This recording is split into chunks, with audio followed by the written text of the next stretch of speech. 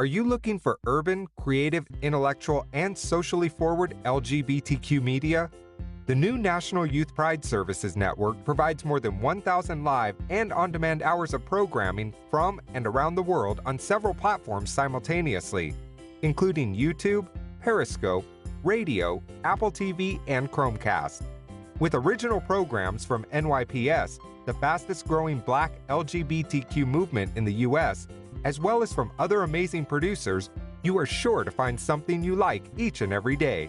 For your free subscription, visit www.nypsnetwork.com today.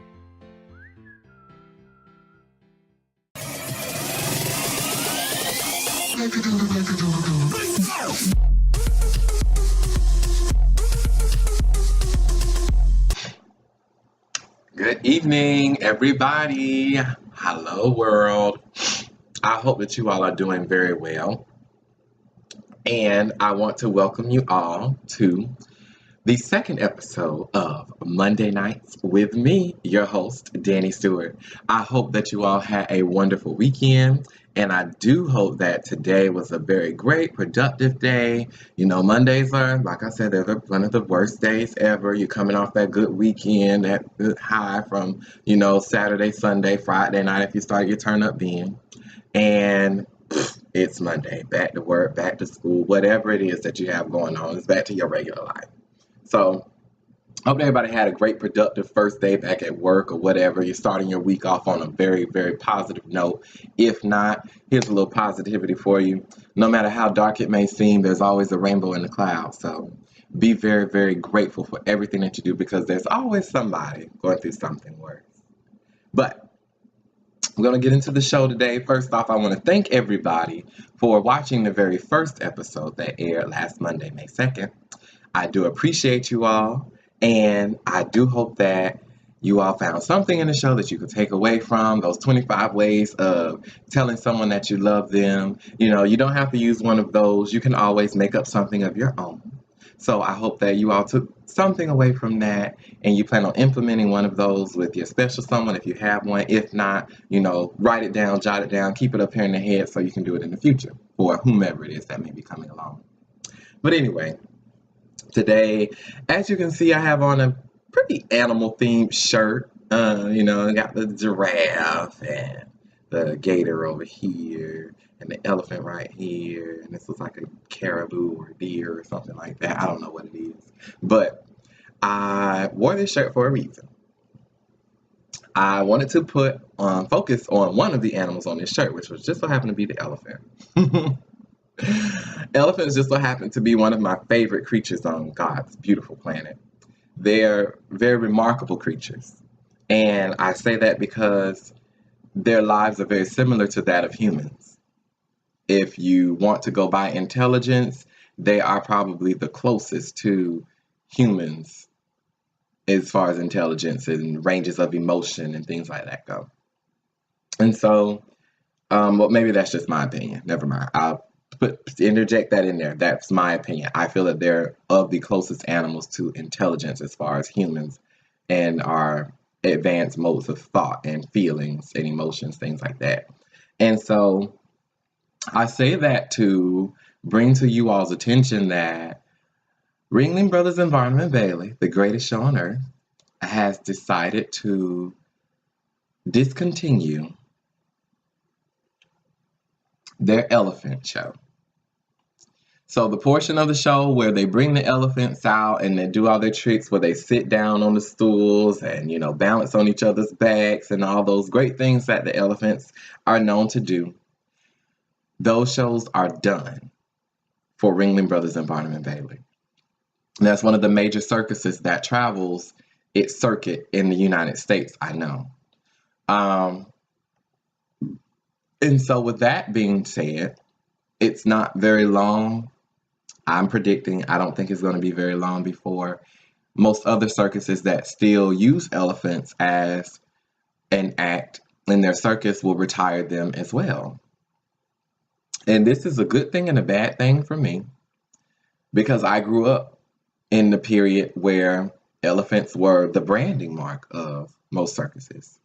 when I think of a circus, I think of the elephants with, the ladies on there with the big feathers and, the bathing suits or whatever it is. The kind of like a carnival outfit for those of y'all who are familiar with carnival, something like carnival, and they're riding on the elephant. They're looking all pretty and dazzling and sparkling. And then you have the elephants with their big head dresses on, and they may have a big feather on their head, and they may have a little skirt on or something like that. And you see the elephants coming out, and to be so large, they move very gracefully.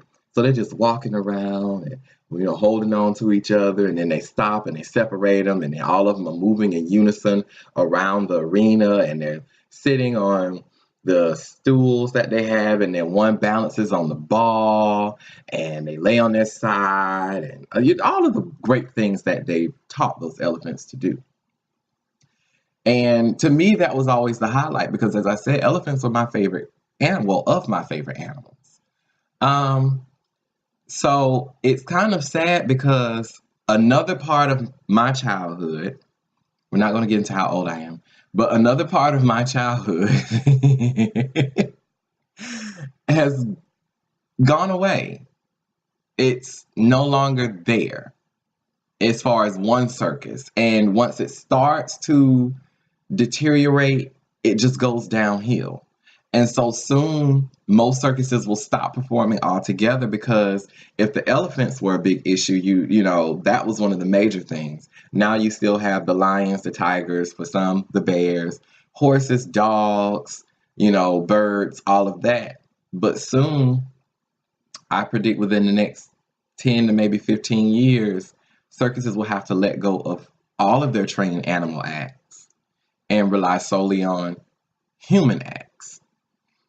And for me, the animals give a sense of danger that is appealing almost. Not saying that I went hoping that one of the animals would go rogue or that the part of the cage would fall off and then, the tiger's running around and all that craziness. I did never want to be caught in that. But it's just one of those like, oh my gosh, this big, beautiful creature is, right here in front of me, like feet away from me. And oh my gosh, they're doing amazing things. And, it's just, I don't know. I can't really explain it, but it's almost that sense of danger in a way that makes it like, oh my, this is amazing. And it's really saddening that they have to discontinue that part of my childhood that I grew up, enjoying.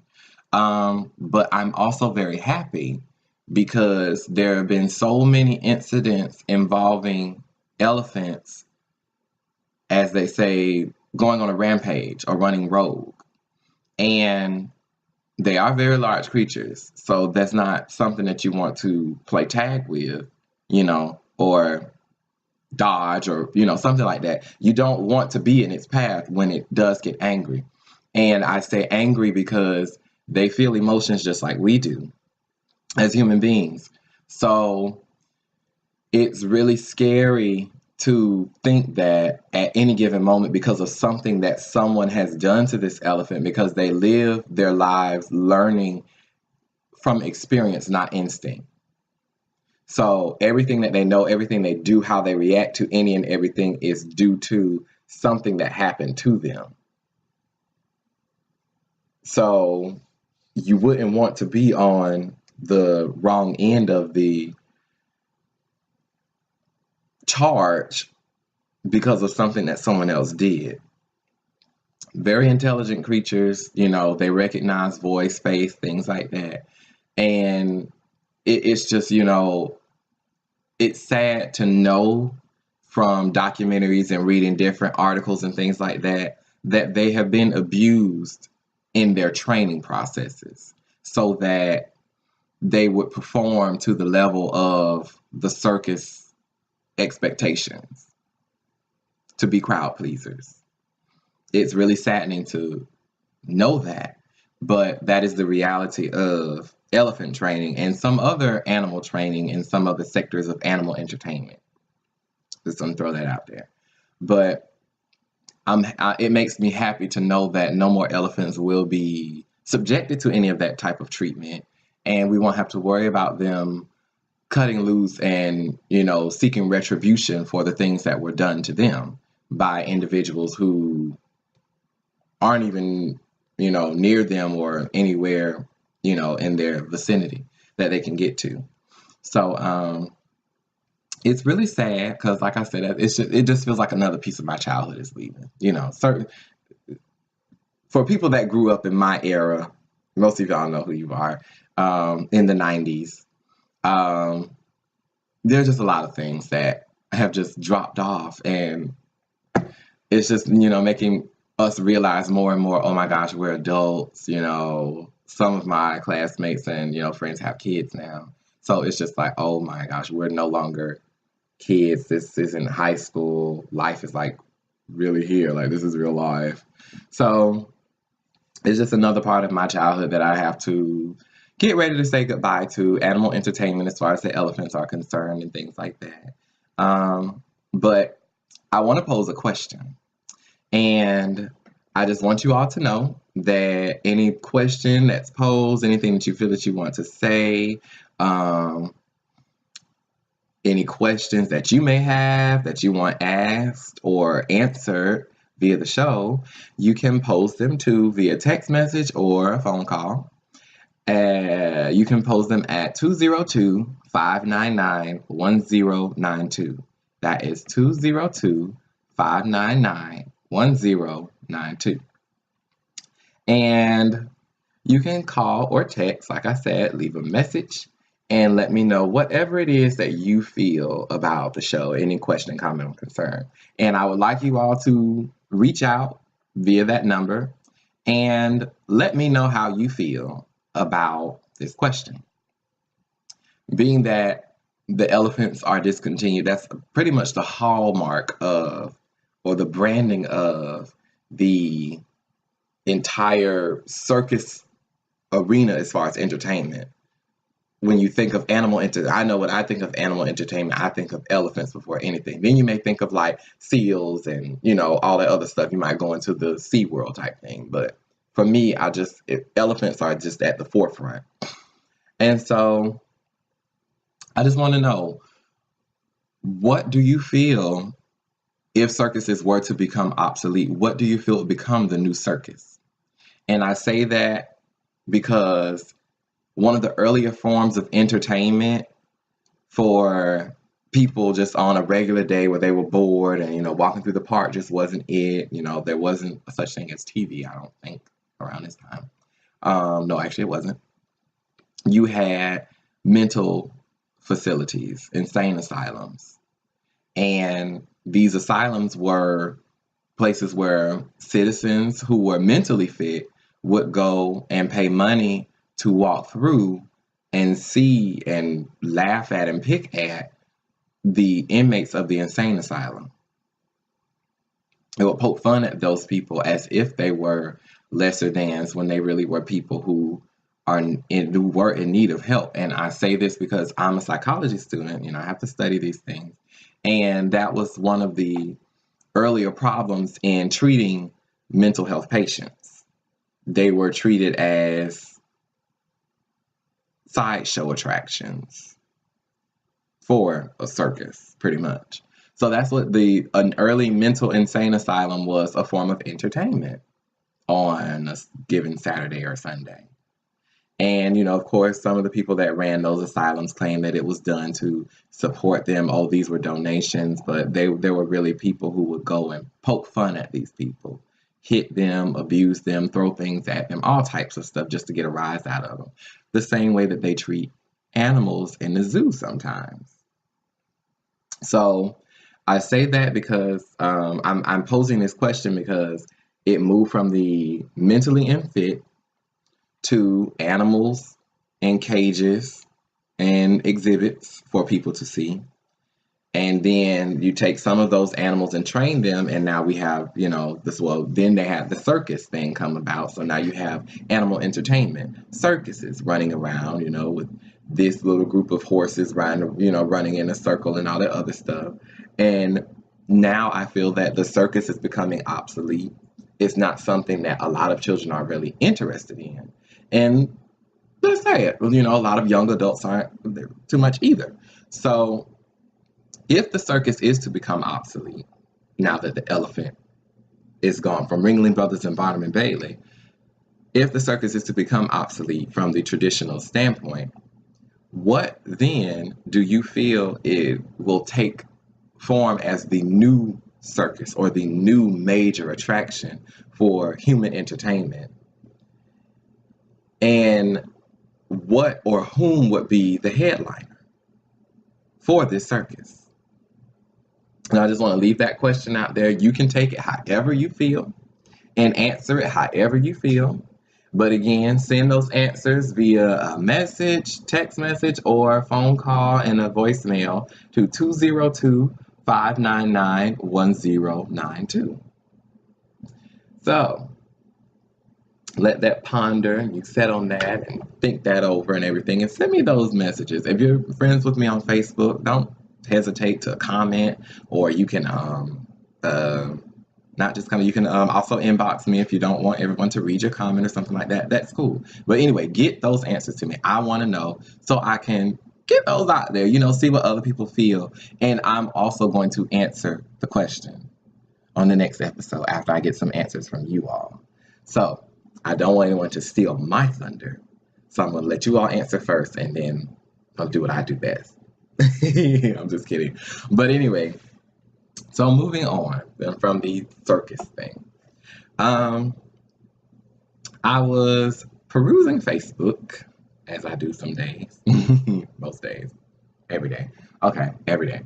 But I was perusing Facebook, and I saw an article about empowerment of the LGBT, especially the feminine gay men. And that was something that I felt I kind of touched on last episode, where we're talking about unity in the community. And one of the things that I read in the article was the hierarchy that is established using the standards of the heterosexual world, which is a big problem for me. And I think I want to reiterate this because it's very important. Because there are different ways for us to express ourselves. Like some people have tattoos, other people don't. Some people have piercings, others don't. I don't have either. I don't like needles, like I said before. But there is a big issue with that, because the masculinity of one should not make that person better. It's kind of like the light skin, dark skin thing. The more masculine you are, the more light skin you would be. When it was, we had to deal with Jim Crow and things like that. The more feminine you are, the more dark skin you would be. And so it really divides our community. And for some people, it sends them into, now we're talking about mental unfit and things like that, it sends them into a state of insecurity. And in that state of insecurity, they develop toxic behaviors to cope with the abandonment or mistreatment that they may suffer from because of the femininity that they have. And that may naturally just be that person. And this article was really interesting because it was all about empowering yourself and loving yourself. A couple of the steps were walking in your truth, and I'm paraphrasing, walking in your truth, learning to love who you are, know yourself, and accept yourself for who you are. Don't fall for the hype of the masculinity. It does not define you, it does not make you better, and it does not make you worse to be more feminine. There was uplifting each other. As we move forward, let's reach back and pull together. So reach and lift as we climb, so that the next person can go even higher than you've already established yourself. And then they can reach back and pull someone else up, and that person can reach back and pull someone else up. It's all about establishing that legacy and all about building and creating something more for the people who are to come behind us. It was a very interesting article. And so another question for you all is, what are some ways that you feel that as a Black gay youth, if you had to, given your experiences, if you had to give any type of advice to your younger self, knowing that you're going to be gay at that moment when you decided, okay, I'm gay, this is who I am, what are some things that you would say to yourself if you could go back in time that would help you through whatever that hard part of life was, that transition or whatever it is? What are some things you would say to yourself? And if you don't feel there's something you say to yourself, just given your experiences, what is something you would say to someone else who may be going through whatever it is that you've been through or that you may be going through right now? So again, you can inbox me on Facebook. You can also leave your comments under this video on YouTube, Facebook, wherever it is that you see this video. And you can also contact me at 202-599-1092. Send me that, not just the answer to the first question, but the answer to this question as well. Give me some tips. Give me some modes of empowerment, some modes of encouragement, some words to give to somebody else. Because you never know. You may be helping me. And even if you're not helping me, you can help me help someone else by giving me those words. And of course, I'm going to pass them on. I'm going to make a log out of this stuff, actually, so that every Monday and every time I go live, I can give at least something that somebody said. So send them to me. Something that, even if it's something that just kind of pops in your head later on that you're not thinking about right now. So send them to 202-599-1092 and let me know what it is that you would say. Give me some words to use to encourage someone else and help someone else. And let's continue to lift as we climb and build each other up, not tear each other down. So moving on to the next topic. It's the next couple years, actually, I've noticed the movies are geared towards superheroes. We have a big superhero movement going on now. I did go see Batman versus Superman. Not going to give my reviews on it, but it was really interesting to see how the world is shifting into going back to the comic books or, those old characters that are still relevant today. And you have the Captain America movie coming out soon. And in that movie, Black Panther will be making a debut. So you have a lot of characters that are bringing other characters into the light so that their movie can come out. And it's just really great how all these superheroes and all these characters are making this big impact on the world. And so the big topic today, I guess you could say, would be superheroes and characters.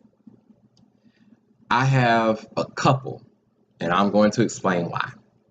I feel that every cartoon character, every superhero, or even characters on television, in like live action or sitcoms and things like that, we are drawn to them because of something that they stand for, some type of virtue that they hold or attain and they represent that we love or that we possess within ourselves.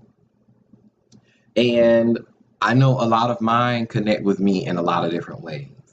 So I'm just going to go through a quick list of mine and give you the reasons why I love these characters so much. And this is something else that you can send to me. I just want to interact with you all. This isn't just me talking and you just watching the video. I'm like, oh, okay, he can talk.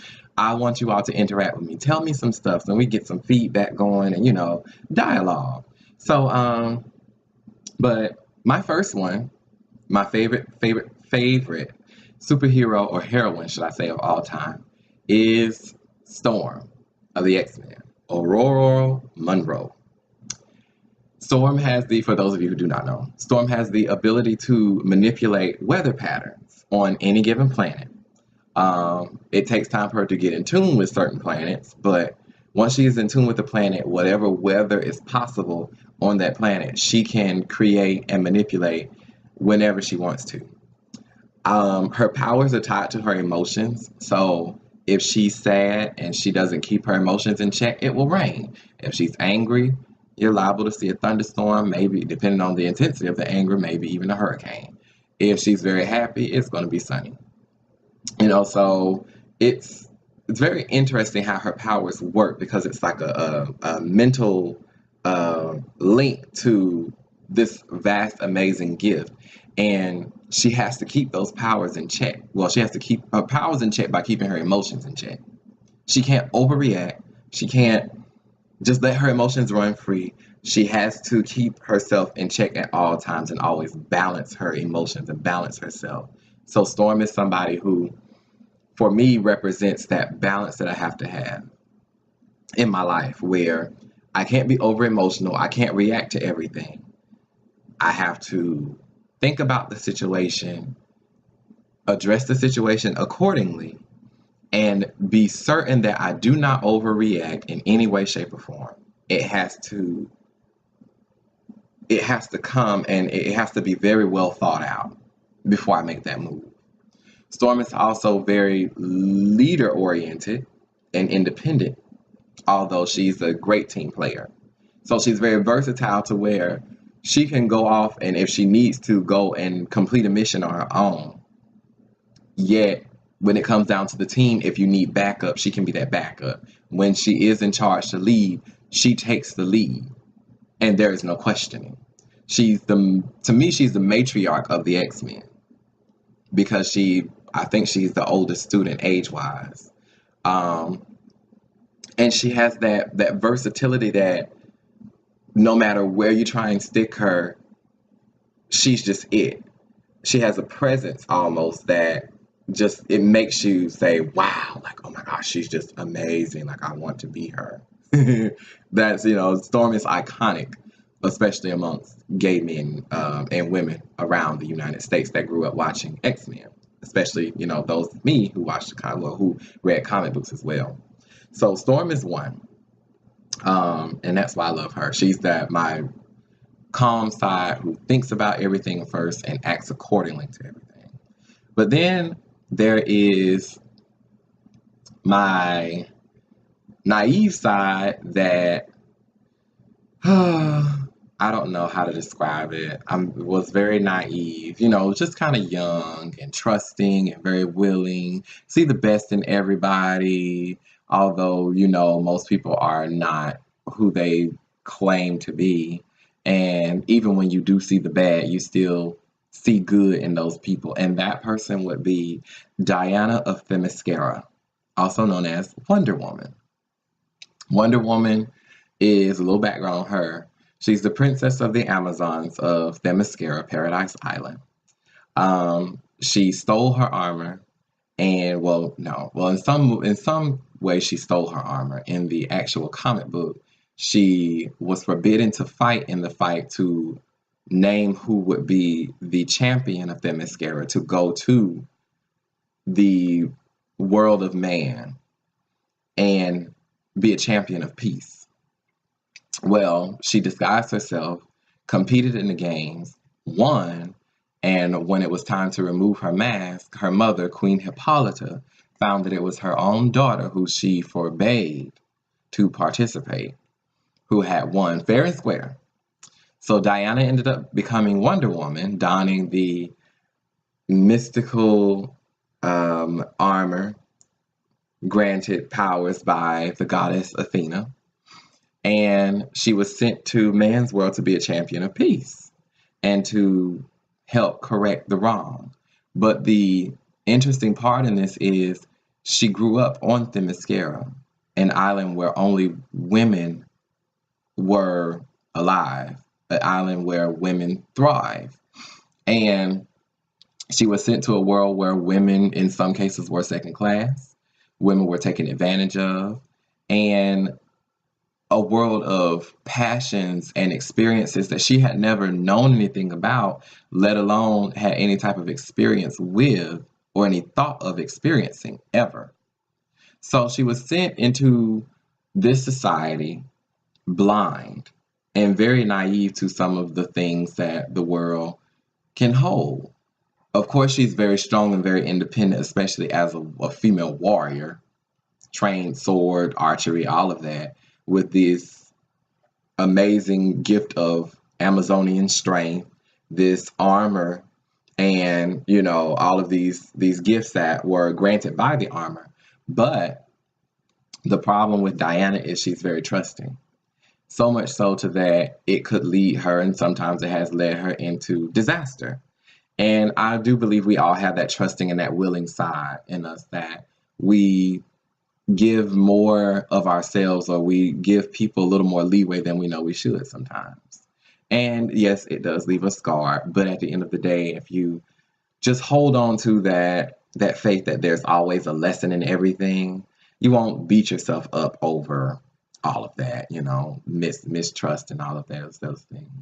Um, and then I have my sweet side, where I just want to play um, a good spouse and just, be doting and loving and all lovey-dovey and stuff. And I call that side my Samantha Stevens side.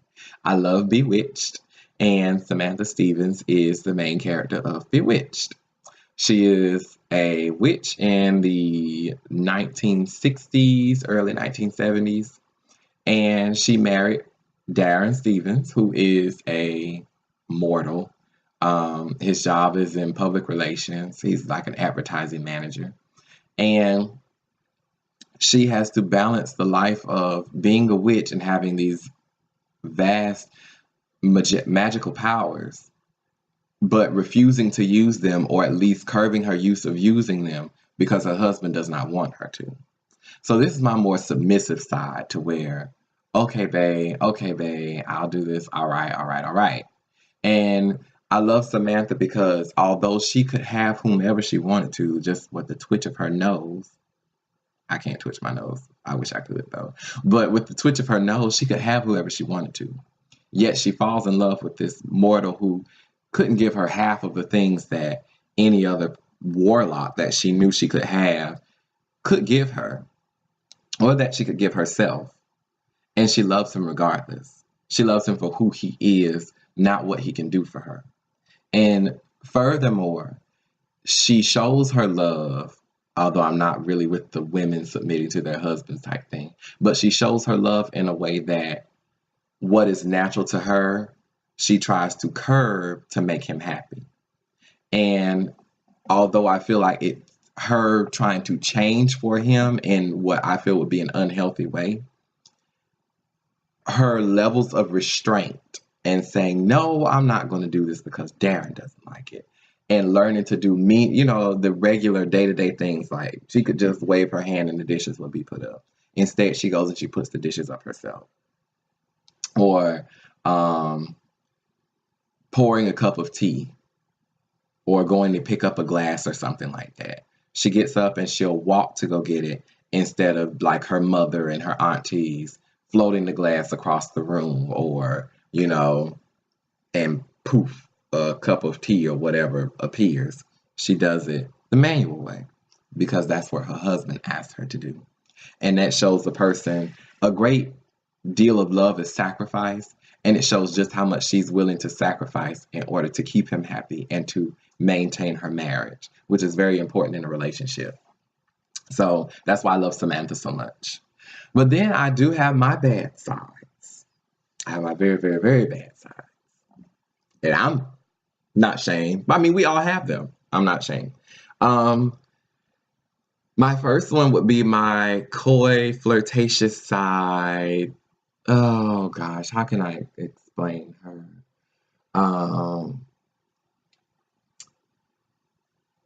I guess like when I first start dating, I'm really here and there, and not in a way that I'm inconsistent. Like we talk every day, we'll talk every day. I want to talk to you every day.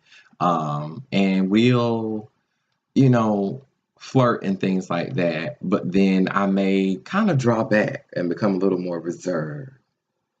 And it may seem like I was offended by something, or something's not right, or, someone else may be in the picture, whatever it is, however the person may take it. But it's just my way of ensuring that I'm very meticulous. So everything is, lining up how I want it to line up, or at least how it'll be best for both of us so no one gets hurt. My very cautious side, especially when it comes to trusting people, although I do have that side of just like, oh my gosh, I trust you, but not for everyone. And it takes a while to get past this side till you can get to Diana. And this person is Selena Kyle, Catwoman. Love Catwoman. And she represents for me, Catwoman is more than just that pessimistic type of side that I kind of make it out to be. Catwoman is also the duality between people, that calm, docile, almost lazy side versus the ferocious and powerful, dominant demeanor that you get from some people. That's what Catwoman is for me. Catwoman is that, but more so usually when I'm starting to date someone, it's just, little ups and downs, that pull and tug of power, trying to see just how far they'll bend, how far you'll bend, different things that will work, and trying to feel each other out without catching feelings or showing that you've caught feelings, and, being so submissive and, oh my gosh, this is all over the place and clingy and all that other stuff. That's what Catwoman is to me. That I don't need anybody. I'm going to do whatever I want to. And there's no stopping me. That's kind of how Catwoman is for me. And then there's my side that just has the men falling over, and there's nothing I can do to stop it. And that person would be Poison Ivy. She's just so sultry and smooth and seductive and sexy, and she just draws the men in. They can't help themselves, and oh my gosh, I'm just crazy about you, blah, blah, blah, blah, blah. And I'm just like, oh, really? How crazy. And, just kind of play around with them and things like that. I try not to let her out very often. She comes out only on large occasions, but I really try and keep her under wraps. She's very dangerous. I don't like for her to come out. But that's my sexy side that, just, And, even if I'm not flirting with a whole bunch of guys, if I do have my special someone, it's, that side that just comes out and just kind of gets things going, if you know what I mean. That hot, sexy, ooh, let me kiss on your neck and then breathe in your ear and, say something dirty to you. And, kick the night off right. That's her. And then there's my angry side that no one should ever in their life want to see. This person is very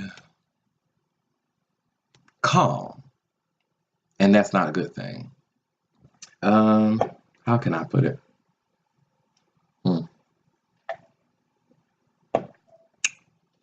Elegant and poised, but powerful beyond measure, downright frightening, and ruthless to no end. Maleficent. And I know she's become almost everyone's favorite character after Angelina Jolie played her. Well, I was on her when she was just a measly little cartoon character that only had about 4 or 5 scenes in Sleeping Beauty by Disney. I've been a Maleficent fan. The only reason why I like Sleeping Beauty, by the Disney Sleeping Beauty, is because of Maleficent. I think she was my first villain that I fell in love with. But Maleficent, yes, is my favorite villain. And Maleficent would be my evil side. She is that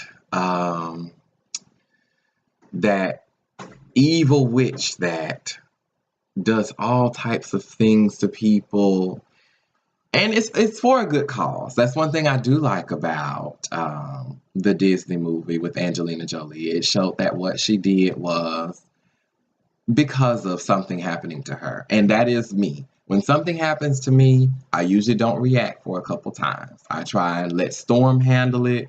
I try and let Diana handle it. Try and brush it off to the side like, it's nothing going on. But when Maleficent has to come out and handle it, it's not pretty. You know, that scene where she pops up, you know, and I'm going Disney style, not the classic Disney style, the cartoon movie, not Angelina Jolie. When she bursts onto the scene in that green flame and it's Maleficent. And she's just so regal and poised with her staff and this, quietly glittering assemblage, King Stephen. Royalty, nobility, the gentry, and how quaint, even the rabble. She's just so, and even in that moment, she's just sarcastic, like, yeah, even you. And then she just kind of plays the victim, like, I felt quite distressed at not receiving an invitation. And then Meriwether tells her, you weren't wanted. And she's like, weren't wanted? Oh dear, what an awkward situation. I was hoping it was due to some oversight. Well, in that event, I'd best be on my way. And tries to remove herself. But she came with an agenda. She came to put that curse on that girl. But you can't just go and do stuff like that. You have to wait for the exact moment. And when that exact moment strikes, she takes the floor, staff bangs, and gives her curse. And as she's giving the curse, they're, oh my gosh. And then the king tries to have her seized. It's like, stand back, you fools. You can't touch me. You might want to move before you get hurt, too. So, Maleficent is my very, very, very mean side. That only comes out when she needs to come out.